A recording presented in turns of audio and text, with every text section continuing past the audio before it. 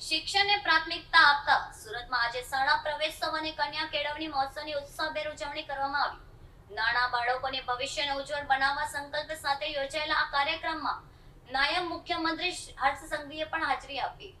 શિક્ષણના ક્ષેત્રમાં એક મહત્વપૂર્ણ અને પ્રેરણાદાયી ક્ષણ તરીકે આજે સુરતના નગર પ્રાથમિક શિક્ષણ સમિતિ સંચાલિત શાળાઓમાં શાળા પ્રવેશોત્સવ અને કન્યા કેળવણી મહોત્સવની ભવ્ય ઉજવણી કરવામાં આવી હતી। નવા શૈક્ષણિક વર્ષની શરૂઆત સાથે નાના બાળકોનું શાળામાં ઉષ્માભેર સ્વાગત કરવામાં આવ્યું હતું।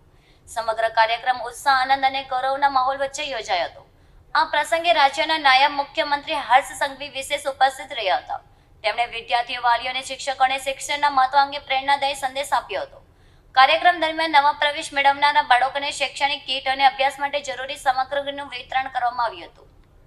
કન્યા શિક્ષણને પ્રોત્સાહન આપવા માટે વિવિધ જાગૃતિ કાર્યક્રમો પણ યોજાયા હતા। વાલીઓમાં પણ બાળકોને શિક્ષણ સાથે જોડવા અંગે ઉત્સાહ જોવા મળ્યો હતો। શિક્ષણ દ્વારા સમાજના સર્વાંગી વિકાસનો સંદેશ સમગ્ર કાર્યક્રમ દરમિયાન આપવામાં આવ્યો હતો। શાળાના વિદ્યાર્થીઓ સાંસ્કૃતિક કાર્યક્રમો રજૂ કરીને મહેમાનોનું સ્વાગત કર્યું હતું। જેના માતા પિતા હેલ્મેટ પહેરીને નથી જતા અને જેને પોતાના માતા પિતા વહાલા છે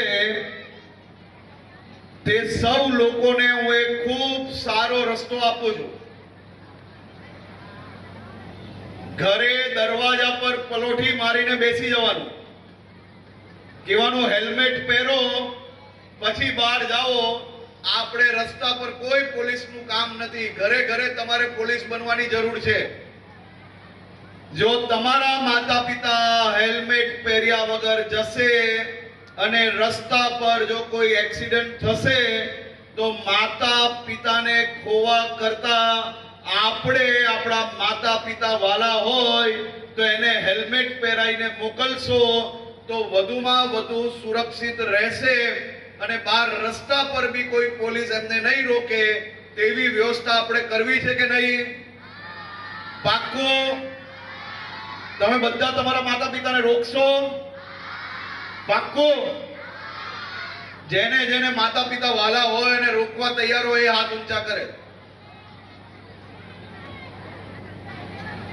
તો આટલા લોકોનું જીવન બચાવવા માટે આપણે 100% સફળતા પ્રાપ્ત થવાની છે એવો મને 100% વિશ્વાસ છે। આપ સૌ લોકોને ઉજ્જવળ ભવિષ્યની ખૂબ ખૂબ શુભકામનાઓ। ખૂબ ખૂબ આભાર।